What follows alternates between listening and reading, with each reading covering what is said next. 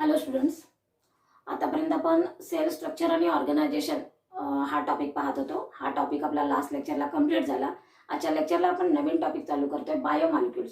पण sale structure आणि organisation या टॉपिकमध्ये आपण नेमकं काय शिकलो, तर आपण सेल थेअरीमध्ये जे काही पॉसिलेट्स पाहिले होते की बेसिक युनिट ऑफ लाईफ किंवा लिव्हिंग ऑर्गॅनिझमचे जे बेसिक युनिट आहे हे सेल, हे आपण या टॉपिकमध्ये कव्हर केलेलं आहे.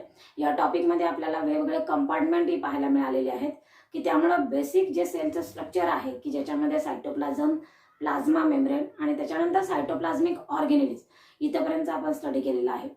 पुढे आपण आता बायोमॉलिक्युल्स हा टॉपिक स्टार्ट करतोय. हा एक टॉपिक आहे बायोलॉजीमधला की ज्याला बायोकेमिस्ट्री असंही म्हटलं जातं, की याला बायोलॉजिकल केमिस्ट्री असंही म्हटलं जातं. या टॉपिकमध्ये आपण जे काही लास्ट लेक्चरला आपण किंवा लास्ट टॉपिकमध्ये सेल्युलर स्ट्रक्चर पाहिले होते, या प्रत्येकाचं केमिकल जे कंपोजिशन आहे हे या टॉपिकमध्ये पाहणार आहोत. जनरली आपल्याला माहिती आहे की लिव्हिंग ऑर्गॅनिझम याच्यामध्ये जे काही सेलचं स्ट्रक्चर पाहिलं होतं, या सेल स्ट्रक्चरमध्ये नंबर ऑफ मॉलिक्युल्स की ज्याला असं म्हटलं जातं collection of biomolecules is called as a cellular pools. म्हणजे जेव्हा सेलच्या स्ट्रक्चरमधून सायटोप्लाझमिक ऑर्गॅनेली बाजूला केल्या जातात आणि जे स्ट्रक्चर शिल्लक राहतं ज्याला सायटोप्लाझमिक मॅट्रिक्स किंवा हायलोप्लाझम असंही म्हटलं जातं, आणि या हायलोप्लाझममध्ये किंवा कोणत्याही सेलच्या स्ट्रक्चरमधलं जे काही केमिकल कंपोजिशन आहे, ज्यांचं कलेक्शन आहे मॉलिक्युल्सचं, ज्याला सेल्युलर पोल असं म्हटलं जातं. आणि या सेल्युलर पोलमध्ये नंबर ऑफ मॉलिक्युल्स प्रेझेंट असतात की जनरली हे जे मॉलिक्युल्स आहेत हे दोन कॅटेगरीमध्ये यांचं क्लासिफिकेशन झालेलं आहे, ज्याला असं म्हटलं जातं ऑर्गॅनिक कंपाऊंड आणि इनऑर्गॅनिक कंपाऊंड. म्हणजे जनरली आपण या टॉपिकमध्ये नेमकं काय पाहणार आहोत, तर सेलचं केमिकल कंपोजिशन पाहणार आहोत. या सेल्युलर केमिकल कंपोजिशनमुळे आपल्याला काय फायदा होणार आहे, तर पुढे जाऊन ज्या काही मेटाबॉलिक ऍक्टिव्हिटी ज्याला आपण लाईफ प्रोसेस असं म्हणतो, म्हणजे जो फिजिओलॉजीचा पार्ट स्टार्ट होतो, मग तो प्लांट असेल किंवा ॲनिमल असेल, ह्या प्रत्येक टॉपिकसाठी आपल्याला बायोमॉलिक्युल्स किंवा बायोलॉजिकल केमिस्ट्री माहीत असणं गरजेचं आहे. त्याच्याच सोबत जेनेटिक्सचे टॉपिक पाहत असताना फॉर एक्झाम्पल तुम्ही पुढे जाऊन molecular basis of genetic inheritance हा पॉईंट पाहणार आहोत. ह्या प्रत्येक टॉपिकसाठी आपल्याला बायोलॉजिकल केमिस्ट्री किंवा ज्याला केमिकल कंपोजिशन ऑफ सेल हा पार्ट माहीत असणं गरजेचं आहे. म्हणजेच हा जो टॉपिक आहे ह्या पुढच्या सिलेबससाठी आपले हे काय आहे, बेसिक आहे. त्यामुळं फिजिओलॉजी स्टार्ट करण्याच्या आधी किंवा जेनेटिक्स स्टार्ट करण्याच्या आधी आपल्याला बायोमॉलिक्युल्स हा टॉपिक समजून घेणं गरजेचं आहे. तर पाहूया आपण बायोमॉलिक्युल्स या टॉपिकमध्ये जे काही लिव्हिंग ऑर्गॅनिझममधलं मॉलिक्युलचं जे कलेक्शन आहे की याचं जे वर्गीकरण आहे किंवा क्लासिफिकेशन आहे, दोन टाईपमध्ये झालं, ऑर्गॅनिक कंपाऊंड आणि इनऑर्गॅनिक कंपाऊंड. आपल्याला माहिती आहे आता ऑर्गॅनिक कंपाऊंड कुणाला म्हणायचं आणि इनऑर्गॅनिक कंपाऊंड कुणाला म्हणायचं. जनरली आपण सांगत असतो ऑर्गॅनिक कंपाऊंड म्हणजे काय आहे की ज्याच्यामध्ये कार्बन कंटेनिंग कंपाऊंड आहेत, आणि इनऑर्गॅनिक कंपाऊंड म्हणजे काय आहेत की other than carbon containing compound, असं आपण इन जनरल सांगत असतो. परत या ऑर्गॅनिक कंपाऊंडमध्ये येतं कोण, की या ऑर्गॅनिक कंपाऊंडमध्ये ज्यांच्यामध्ये कार्बन, हायड्रोजन आणि ऑक्सिजन प्रेझेन्स असलेले जे काही मॉलिक्युल्स आहेत असे ऑर्गॅनिक कंपाऊंडमध्ये येतात. आणि इनऑर्गॅनिक कंपाऊंडचा जो पार्ट आहे तो आपण नंतर पाहणार आहोत. बायोमॉलिक्युल्स या टॉपिकमध्ये आपण फक्त ऑर्गॅनिक कंपाऊंड्स पाहणार आहोत. तर जेव्हा आपण सेलचं स्ट्रक्चर पाहिलं तेव्हा सायटोप्लाझमच्या मॅट्रिक्समध्ये ऑर्गॅनिक आणि इनऑर्गॅनिक कंपाऊंड्स प्रेझेंट असतात असं सांगितलं होतं. तर या ऑर्गॅनिक कंपाऊंडमध्ये येतं कोण, कार्बोहायड्रेट येतात, प्रोटीन येतात, फॅट्स येतात, ज्याला लिपिड्स असंही म्हटलं जातं. त्याच्यानंतर न्यूक्लिक ऍसिड्स, विटॅमिन्स, मिनरल्स आणि एन्झाईम्स हा जो पार्ट आहे याला म्हटलं जातं ऑर्गॅनिक कंपाऊंड्स असं म्हटलं जातं.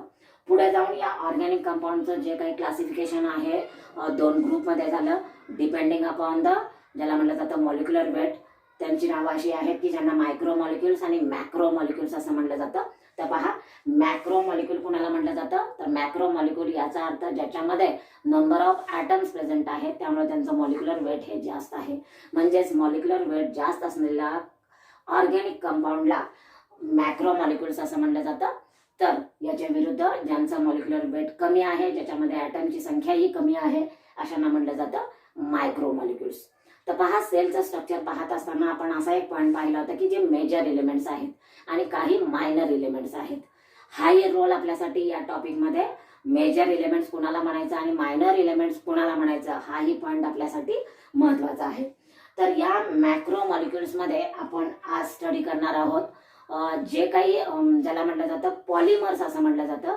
किंवा जे कॉम्प्लेक्स स्ट्रक्चर आहे की ज्याच्यापासून सिंपल स्ट्रक्चर तयार होतं, किंवा म्हणजे ते जेव्हा ऑक्सिडाइज्ड होतात तेव्हा सिंपल स्ट्रक्चर तयार होणार आहे, किंवा ब्रेकडाऊन होतात, जेव्हा ब्रेकडाऊन होणार आहे तेव्हा सिंपल स्ट्रक्चर तयार होतं, किंवा सिंपल स्ट्रक्चर पासून कॉम्प्लेक्स स्ट्रक्चर कशा पद्धतीने तयार होतं, हाही पॉइंट आपण पाहणार आहोत. तर पहा, मॅक्रो मॉलिक्युल मध्ये पॉलिसॅकराइड्स येतात, त्याच्यानंतर येतात पॉलीपेप्टाइड्स येतात, आणि त्याच्यासोबत पॉलीन्यूक्लिओटाइड्स येतात. कारण आपण स्टडी करणार आहोत मायक्रो मॉलिक्युल मध्ये कार्बोहायड्रेट, त्याच्यानंतर प्रोटीन, आणि त्याच्यानंतर न्यूक्लिक ऍसिड. लिपिड हे जे आहे हे मायक्रो मॉलिक्युल मध्ये येत असतं. मॅक्रो मध्ये आपण कार्बोहायड्रेट, प्रोटीन आणि न्यूक्लिक ऍसिड स्टडी करणार आहोत. तर या मॅक्रो मॉलिक्युल मधलं कार्बोहायड्रेटचं जे काही कॉम्प्लेक्स स्ट्रक्चर आहे ज्याला म्हणलं जातं पॉलिसॅकराइड्स असं म्हणलं जातं, आणि जे प्रोटीनचं आहे त्याला पॉलीपेप्टाइड्स असं म्हणलं जातं, किंवा ज्याला पॉलिमर असंही म्हणलं जातं. त्याच्यानंतर पॉलीन्यूक्लिओटाइड इज द पॉलिमर ऑफ, ज्याला न्यूक्लिओटाइड असं म्हणलं जातं. तर पहा, या पॉलिमर पासून काय तयार होत असतात, हे जेव्हा ब्रेकडाऊन होतात, पॉलिमर जेव्हा ब्रेकडाऊन होत असतो तेव्हा त्याच्यापासून मोनोमर तयार होत असतो, किंवा बेसिक स्ट्रक्चर तयार होत असतं. पॉलिसॅकराइड पासून जे बेसिक स्ट्रक्चर तयार होतं याला सिंपल शुगर असं म्हणलं जातं. पॉलीपेप्टाइड पासून अमिनो ऍसिड्स तयार होतात, आणि पॉलीन्यूक्लिओटाइड्स पासून न्यूक्लिओटाइड असं म्हणलं जातं. इथं तुम्ही सिंपल शुगर मध्ये मोनोसॅकराइड असंही म्हणू शकता. म्हणजे एकंदरीत आपल्याला एक या चार्ट वरून असं लक्षात आलं असेल की या टॉपिक मध्ये आपण नेमकं काय पाहणार आहोत.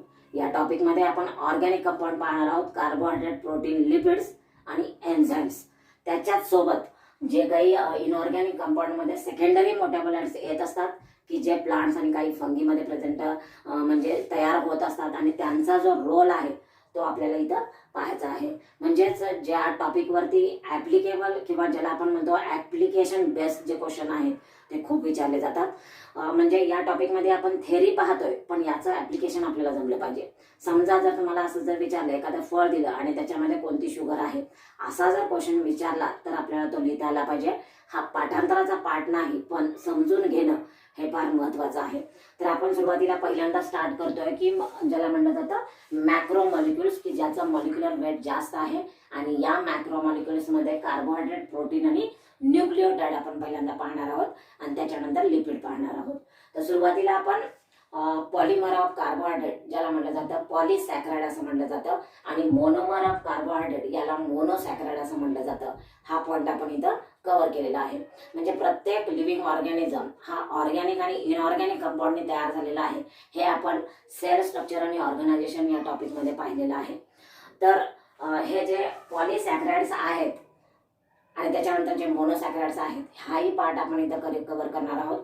त्याच्या आधी ऑर्गॅनिक कंपाऊंड मध्ये कोण येतं की ज्याच्यामध्ये कार्बोहायड्रेट, प्रोटीन, फॅट्स आणि लिपिड्स, फॅट्स हा जो पार्ट आहे की ज्यांच्यामध्ये जे मेजर एलिमेंट्स प्रेझेंट असतात ते कोणते असतात.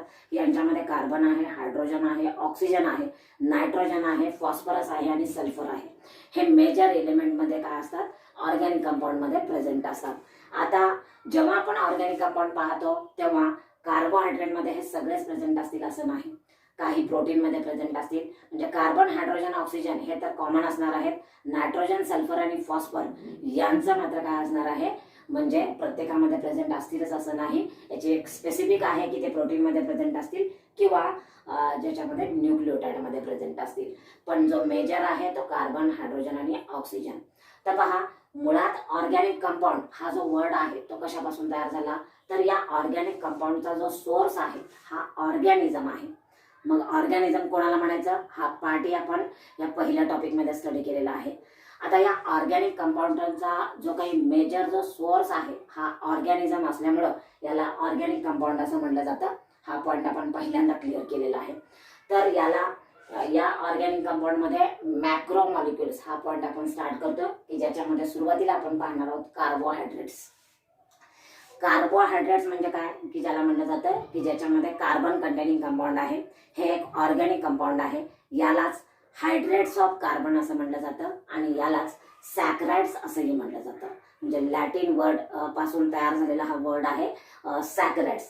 आता पहा, एक सायंटिफिक रिझन साठी आपल्याला या पॉइंटवरती क्वेश्चन विचारला जाऊ शकतो. कार्बोहायड्रेट्स. याला हायड्रेट्स ऑफ कार्बन असं का म्हटलं जातं? जनरली कार्बोहायड्रेट म्हणजे ज्याच्यामध्ये कार्बन आहे, हायड्रोजन आहे आणि ऑक्सिजन आहे, त्यामुळे याचा इम्पेरिकल फॉर्म्युला किंवा ज्याला आपण जनरल फॉर्म्युला असं म्हणतो, हा फॉर्म्युला मी इथं लिहिलेला आहे की ज्याच्यामध्ये कार्बन आहे, हायड्रोजन आहे आणि ऑक्सिजन आहे. तर हा जो फॉर्म्युला आहे तो काय आहे? CH2O आणि ब्रॅकेटच्या बाहेर N आहे. म्हणजेच हा जो N आहे की ज्याला म्हटलं जातं नंबर असं म्हटलं जातं, हा जो नंबर आहे हा नंबर कार्बनचा असू शकतो. त्याच्यानंतर याच्यामध्ये कार्बनच्या नुसारच काय असणार आहे? हायड्रोजन ॲटम असणार आहेत आणि ऑक्सिजन ॲटम असणार आहेत. म्हणजेच कार्बोहायड्रेट हा कार्बन हा वॉटर मॉलिक्युलशी काय झालेला आहे? अटॅच झालेला आहे. म्हणजे कार्बन अटॅचेस विथ वॉटर मॉलिक्युल, म्हणून याला काय म्हटलं जातं? Hydrates of carbon. म्हणजे हा कार्बन हायड्रोजन मॉलिक्युल बरोबर अटॅच झाल्यामुळं याला म्हटलेलं आहे हायड्रेट्स ऑफ कार्बन.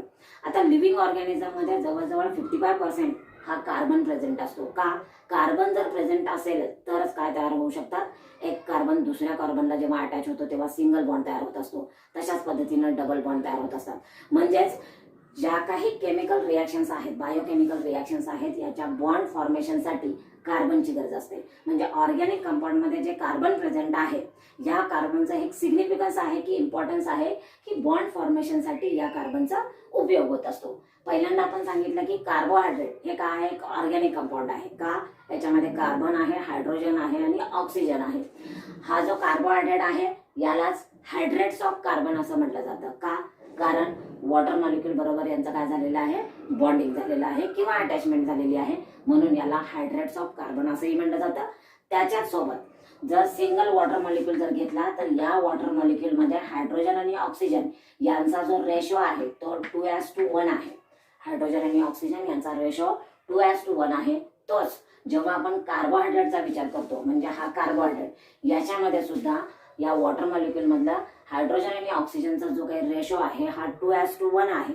म्हणजेच हायड्रोजनमध्ये वॉटर मॉलिक्युल आणि कार्बोहायड्रेट याच्यामध्ये जे हायड्रोजन आणि ऑक्सिजनचं जे काही प्रमाण आहे किंवा रेशो आहे हे काय आहे? सेम आहे, 2:1. म्हणूनही याला काय म्हटलं जातं?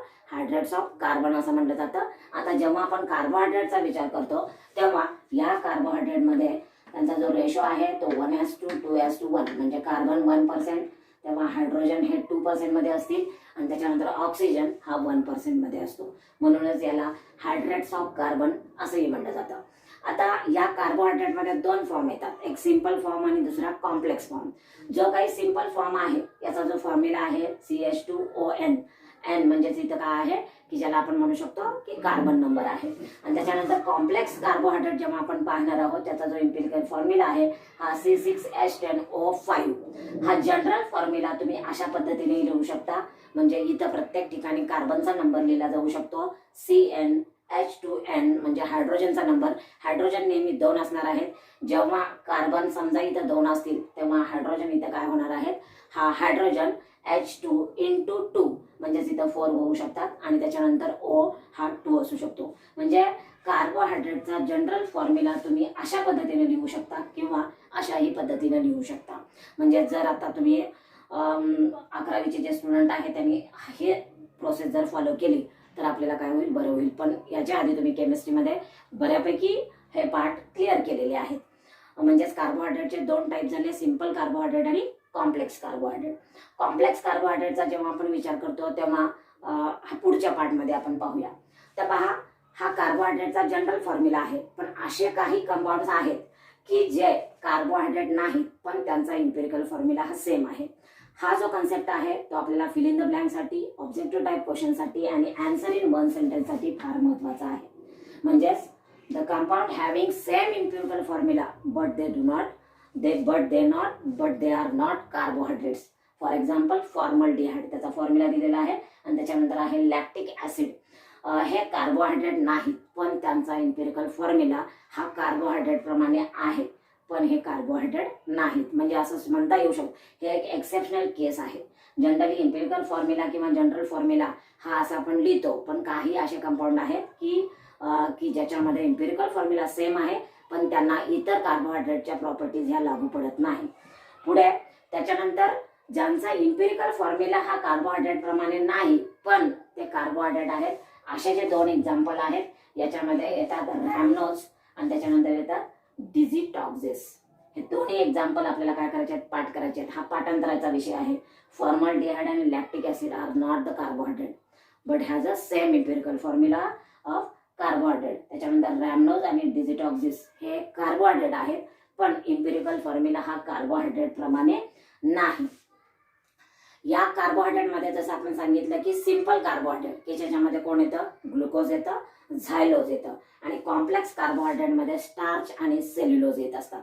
तर पहा, जेव्हा आपण सिंपल कार्बोहायड्रेटचा विचार करतो, शेवटी आपण याचे सिग्निफिकन्स सुद्धा पाहणार आहोत. पण जो आपण सेल स्ट्रक्चर आणि ऑर्गनायझेशन हा टॉपिक पाहिला की याच्यामध्ये सिंपल कार्बोहायड्रेट आणि कॉम्प्लेक्स कार्बोहायड्रेट याच्यामधला आपण डिफरन्स सांगू शकतो की सेल स्ट्रक्चर आणि ऑर्गनायझेशन या टॉपिकमध्ये आपण स्टार्च आणि सेल्युलोजचं स्ट्रक्चर हे आपल्याला कुठं पाहायला मिळतं किंवा त्याचं लोकेशन पाहिलेलं किंवा साईट पाहिलेलं आहे. Actually starch is a storage of food material present in a plant cell असं म्हटलं जातं, बरोबर. त्यामुळं स्ट्रक्चरल फॉर्मसाठी हा जे कॉम्प्लेक्स कार्बोहायड्रेट आहेत ते काम करत असतात की ज्याच्यामध्ये सेल वॉलमध्ये जे सेल्युलोज प्रेझेंट आहे हे काय आहे, प्रकारचं कार्बोहायड्रेट आहे. म्हणजे सेलच्या स्ट्रक्चरच्या फॉर्मेशनसाठी कॉम्प्लेक्स कार्बोहायड्रेट काम करत असतात. सिंपल कार्बोहायड्रेट हे एक प्रकारचा आपला एनर्जीचा सोर्स आहे की ज्याच्यामध्ये ग्लुकोज आणि फ्रुक्टोज येत असतात. हा पॉईंट इथं आपला क्लिअर झाला की कार्बोहायड्रेटचा आपल्या लाईफमधलं इम्पॉर्टन्स, कारण आपली बॉडीचं बेसिक युनिट सुद्धा हे सेल आहे आणि या सेलमध्ये number of carbon containing compound आहेत की ज्याच्यामध्ये एनर्जीचा सोर्स म्हणजेच कार्बोहायड्रेट आहे. आता पहा, कार्बोहायड्रेट हे जे नाव आहे किंवा याचा जो सोर्स आहे हा प्लांट आहे, कारण प्लांट या कार्बोहायड्रेटचं प्रोडक्शन करत असतं. म्हणजेच ग्लुकोज फॉर्मेशन हे जर एक्झाम्पल घेतलं तर ग्लुकोज कसं तयार होतं हे आपल्याला माहिती आहे की प्लांटमध्ये जे काही ग्रीन प्लांट किंवा ज्याला आपण क्लोरोफिल कंटेनिंग जे प्लांट्स आहेत की यांच्यामध्ये फोटोसिंथेसिस ही प्रोसेस होत असते की ज्याच्यामध्ये क्लोरोफिल पिगमेंट हे लाईट एनर्जी ॲब्झॉर्ब करतात आणि या लाईट एनर्जीचं कन्वर्जन केमिकल एनर्जीमध्ये होत असतं with the help of carbon dioxide. म्हणजेच वॉटर प्लस कार्बन डायऑक्साईड ही रिएक्शन जेव्हा होते तेव्हा ग्लुकोजचं फॉर्मेशन होतं आणि ग्लुकोज हे कार्बोहायड्रेट आहे. म्हणजेच कार्बोहायड्रेटचा मेन सोर्स हा काय आहे, प्लांट आहे, ॲनिमल नाही. ॲनिमल बॉडीमध्ये कुठेही कार्बोहायड्रेट तयार होत नाही, कारण कार्बोहायड्रेट तयार होण्यासाठी क्लोरोफिल पिगमेंटची गरज असते. हा पॉईंट आपला इथं क्लिअर झाला. म्हणजे कार्बोहायड्रेटचं जे काही बेसिक जे कन्सेप्ट आहेत ते आपण क्लिअर केले की याच्यामध्ये कार्बन नंबर, त्याच्यानंतर त्याचा जनरल फॉर्म्युला, जे कार्बोहायड्रेट आहेत पण इम्पिरिकल फॉर्म्युला सेम नाही, इम्पिरिकल फॉर्म्युला सेम आहे पण ते कार्बोहायड्रेट नाहीत. कार्बोहायड्रेटचे दोन type, simple carbohydrate, complex carbohydrate. Simple कार्बोहायड्रेटचा यूज आपण जनरल सेल स्ट्रक्चर आणि ऑर्गनायझेशन या टॉपिकमध्ये पाहिलेला आहे, त्याच्यासोबत कॉम्प्लेक्स कार्बोहायड्रेट. आता पहा, डिपेंडिंग अपॉन शुगर युनिट, कारण हे एक सॅक्रड आहे म्हणून याला कॉमनली कॉल्ड ॲज अ शुगर असं म्हटलं जातं. आता या कार्बोहायड्रेटमध्ये किती शुगर युनिट प्रेझेंट आहेत याच्यावरून कार्बोहायड्रेटचे 3 टाईप्स आहेत की ज्याला म्हटलं जातं मोनोसॅक्रॅड्स, डायसॅक्रॅड आणि ऑलिगोसॅक्रॅड. मोनोसॅक्रॅड, मोनो याचा अर्थ होतो सिंगल युनिट. सॅक्रॅडचं सिंगल युनिट असेल तर त्याला मोनोसॅक्रॅड असं म्हटलं जातं. डायसॅक्रॅड म्हणजे काय, 2 मोनोसॅक्रॅड यांच्यामध्ये एक बॉन्ड तयार झाला मग यांच्याला काय म्हटलं जातं, डायसॅक्रॅड. आणि ऑलिगोसॅक्रॅड याचा अर्थ होतो ज्याला पॉलिसॅक्रॅड असंही म्हटलं जातं की ज्याच्यामध्ये नंबर ऑफ काय आहेत, सॅक्रॅडचे युनिट्स आहेत. म्हणजे depending upon number of sugar unit carbohydrates are classified into monosaccharide, disaccharide आणि ऑलिगोसॅक्रॅड्स. आता आपण मोनोसॅक्रॅड म्हणजे काय हे पाहूया. तर मोनोसॅक्रॅड याचा अर्थ काय होतो की मोनोसॅक्रॅड हा एक कार्बोहायड्रेटचा एक टाईप आहे की ज्याच्यामध्ये single unit of sugar present आहे. म्हणजे ज्याला आपण म्हणतो मोनोमर असं म्हणतो. पॉलिसॅक्रॅड तयार होण्यासाठी ज्या बेसिक शुगरची गरज असते ज्याला मोनोसॅक्रॅड असं म्हटलं जातं. या मोनोसॅक्रॅडमध्ये परत आपल्याला ब्रेकिंग करता येत नाही किंवा monosaccharide can be hydrolysed into smaller group असंही म्हटलं जातं. मोनोसॅक्रॅडचे परत स्मॉलर ग्रुपमध्ये आपण काय करू शकत नाही, विभागणी करू शकत नाही किंवा ते होऊ शकत नाही का, कार्बोहायड्रेटचं जे काही बेसिक युनिट आहे याला मोनोसॅक्रॅड असं म्हटलं जातं. Generally monosaccharide which are sugar in taste असं म्हटलं जातं, सोल्युबल इन वॉटर असं म्हटलं जातं, त्याच्याच बरोबर क्रिस्टलाइन इन नेचर असंही म्हटलं जातं. मोनोसॅक्रॅडचा जो जनरल फॉर्म्युला आहे तो हाच आहे, CnH2nOn हा मोनोसॅक्रॅडचा जनरल फॉर्म्युला आहे. मोनोसॅक्रॅडची अटॅचमेंट म्हणजे सिंगल शुगर जे काही सॅक्रॅड आहेत याची जी अटॅचमेंट ही अल्डिहाइड ग्रुपला होऊ शकते, कीटोन ग्रुपला होऊ शकते किंवा 2 or more हायड्रॉक्सी ग्रुपचे सुद्धा अटॅचमेंट आहे. It it is the characteristic of monosaccharide असं म्हटलं जातं की जो अल्डिहाइड ग्रुपला जर अटॅच होत असेल तर अल्डिहाइड ग्रुप म्हणजे CHO ग्रुप याला जर अटॅच होऊ शकतो तर तेव्हा त्याला अल्डोजेस असं म्हटलं जातं. समजा मोनोसॅक्रॅइड हा कीटोन ग्रुप सोबत जर त्याची अटॅचमेंट झाली C डबल बॉन्ड O असं म्हटलं जातं की कीटोन ग्रुप बरोबर जर त्याची अटॅचमेंट जर झाली तर त्याला कीटोजेस असं म्हटलं जातं. आणि याची attachment he 2 or more hydroxyl group बरोबर सुद्धा होऊ शकते. आता या कार्बोहायड्रेटला रिड्युसिंग शुगर असंही म्हटलं जातं. का? कारण यांच्यामध्ये पॉवर असते की ज्या काही रिडक्शन रिॲक्शन होत असतात की ज्याच्यामध्ये हायड्रोजन जो काही मॉलिक्यूल आहे ॲटम आहे याला ते ट्रान्सफर करू शकतात, म्हणून याला रिड्युसिंग एजंट असंही म्हटलं जातं. गिव्ह सायंटिफिक रिझनसाठी तुमच्या पुस्तकामध्ये एक ब्लॉक दिलेला आहे पिंक कलरचा. याच्यामध्ये carbohydrate as a reducing sugar किंवा मोनोसॅक्रॅइड ॲज अ रिड्युसिंग शुगर याचं एक काय दिलेलं आहे एक्सप्लेनेशन दिलेलं आहे. हे एक्सप्लेनेशन तुम्ही वाचावं आणि पाठ करावं. मोनोसॅक्रॅइडच्या बेसिक आपल्याला ज्या काही क्रायटेरिया आहेत किंवा कॅरेक्टरिस्टिक आहेत की ज्याच्यामधलं सोल्युबिलिटी, तेव्हा त्याचं नेचर क्रिस्टलाइन इन नेचर आहे, त्याच्यानंतर स्वीट इन टेस्ट आहे. हा पार्ट आपल्यासाठी फार महत्वाचा आहे, त्याचा जनरल फॉर्म्युला.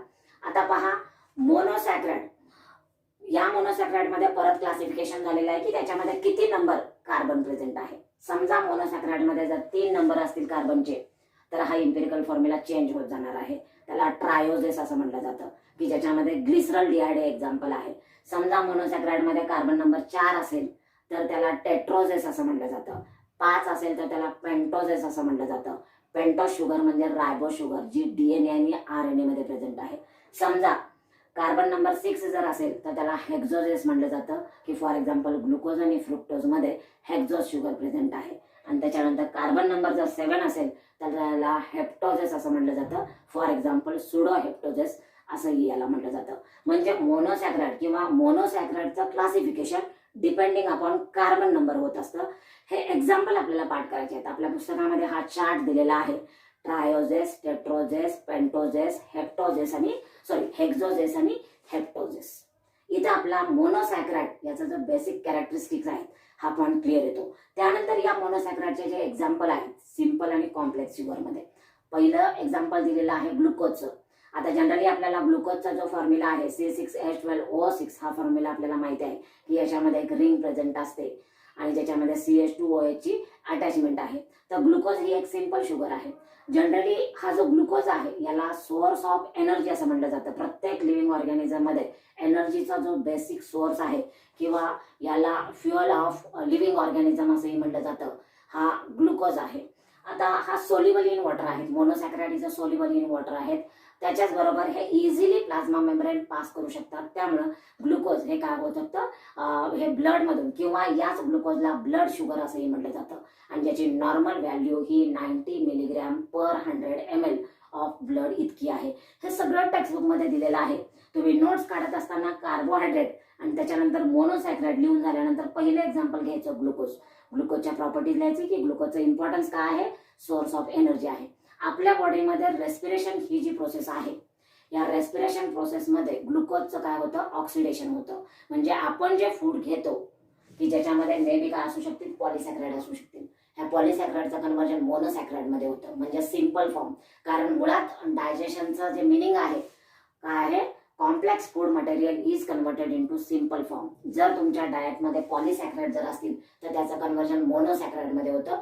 मे बी ते काय सिंपल शुगर मोनोसॅक्रॅइड म्हणजेच ग्लुकोज असू शकते. आणि या ग्लुकोजचं oxidation with the help of oxygen म्हणजे रेस्पिरेशन प्रोसेसमध्ये जो काही आपण ऑक्सिजन घेतो या ऑक्सिजनच्या मदतीनं ग्लुकोज मॉलिक्यूल हे ब्रेकडाऊन होतात आणि ज्याच्यापासून एनर्जी तयार होते. म्हणजेच आपल्या बॉडीला ग्लुकोजची गरज कशासाठी आहे तर एनर्जीसाठी. आपण जे काम करतो या प्रत्येक कामासाठी सेल्युलर मेटाबॉलिक ऍक्टिव्हिटीसाठी प्रत्येक कंपार्टमेंटला प्रत्येक सायटोप्लाझमिक ऑर्गॅनिलला ही एनर्जी लागत असते आणि ही एनर्जी रेस्पिरेशन प्रोसेसमध्ये तयार होत असते. म्हणजेच एनर्जीचा जो मेन सोर्स आहे तो कार्बोहायड्रेट आहे की ज्याच्यामध्ये मोनोसॅक्रॅइड यांचा वाटा काय आहे जास्त आहे. कारण ही एक प्रकारची शुगर, कारण इन्स्टंट एनर्जी जर पाहिजे असेल तर आपण शुगर घेत असतो म्हणजे शुगर पासून इन्स्टंट एनर्जी मिळत असते. म्हणजेच हे झालं ग्लुकोजचं सिग्निफिकन्स. त्याच्यानंतर आहे गॅलॅक्टोज. गॅलॅक्टोज सुद्धा ग्लुकोज प्रमाणेच त्याचं स्ट्रक्चर आहे. हे अल्फा आणि बीटा फॉर्म मध्ये प्रेझेंट असतात. या गॅलॅक्टोज जेव्हा ग्लुकोज मध्ये कंबाईन होतात किंवा रिॲक्ट होतात की ज्याच्यापासून एक डायसॅकराइड तयार होतं, ज्याला म्हणलं जातं लॅक्टोज. म्हणजे मिल्क मधली जी शुगर आहे ती कोणती आहे? लॅक्टोज शुगर आहे. आणि ही लॅक्टोज शुगर गॅलॅक्टोज आणि ग्लुकोज पासून तयार होत असते. जेव्हा तुम्ही मिल्क घेता तेव्हा डायजेशन प्रोसेसमध्ये की या लॅक्टोज शुगर पासून गॅलॅक्टोज आणि ग्लुकोज हे काय होत असतात? ब्रेकडाऊन होत असतात. म्हणजेच जेव्हा लॅक्टोज ब्रेकडाऊन होते तेव्हा त्याच्यापासून गॅलॅक्टोज आणि ग्लुकोज तयार होत असतात आणि ज्याच्यापासून आपल्या बॉडीला एनर्जी, म्हणजे ग्लुकोज असेल किंवा लॅक्टोज असेल, गॅलॅक्टोज असेल, हे काय आहेत? एनर्जी सोर्स आहेत. आणि त्याच्यानंतरचा पॉईंट येतो फ्रुक्टोज. ही एक फ्रूट शुगर आहे. फ्रुक्टोज जेव्हा ग्लुकोजमध्ये मिक्स होतात तेव्हा त्याला सुक्रोज असं म्हटलं जातं. प्रत्येक फ्रूटमध्ये जी शुगर असते ती काय असते? फ्रुक्टोज असते. इथं आपला मोनोसॅकराइड हा जो पॉईंट होता तो क्लिअर केला. आजच्या लेक्चरला आपण काय पाहिलं तर सेल्युलर स्ट्रक्चर किंवा प्रत्येक लिव्हिंग ऑर्गॅनिझमचं केमिकल कंपोजिशन आपण पाहतोय. ह्या केमिकल कंपोजिशन मध्ये ऑर्गॅनिक कंपाऊंड स्टार्ट केलं. ऑर्गॅनिक कंपाऊंड मध्ये आपण पहिला मॉलिक्युल्स पाहतोय, कंपाऊंड पाहतोय की ज्याला म्हणलं जातं कार्बोहायड्रेट. हे ऑर्गॅनिक कंपाऊंड आहे. या कार्बोहायड्रेटमध्ये कार्बन, हायड्रोजन, ऑक्सिजन ॲटम आहेत. कार्बोहायड्रेटचं पहिलं कार्बोहायड्रेटच्या आपण प्रॉपर्टीज पाहिल्या, त्याचा जनरल फॉर्म्युला पाहिला. कार्बोहायड्रेटचं क्लासिफिकेशन स्टार्ट केलं आणि या कार्बोहायड्रेटच्या क्लासिफिकेशन मध्ये आपण पहिला पॉईंट पाहिला मोनोसॅकराइड. मोनोसॅकराइड हे क्लासिफिकेशन कोणत्या बेसिसवरती आहे? Depending upon the number of saccharide units किंवा शुगर युनिट, की ज्याच्यामध्ये सिंगल सॅकराइड प्रेझेंट आहे, ज्याला monosaccharide. Monosaccharide again classified into number of carbon atom, की ज्याच्यामध्ये ट्रायोजेस, टेट्रोजेस, पेंटोजेस, हेक्झोजेस आणि हेप्टोजेस. जो काही ब्लॉक आपल्या बुकमध्ये दिलेला आहे तो आपल्याला पाठ करावा लागेल. त्यानंतर या मोनोसॅकराइड मध्ये आपण 3 एक्झाम्पल पाहिले, ग्लुकोज, गॅलॅक्टोज आणि त्याच्यानंतर फ्रुक्टोज.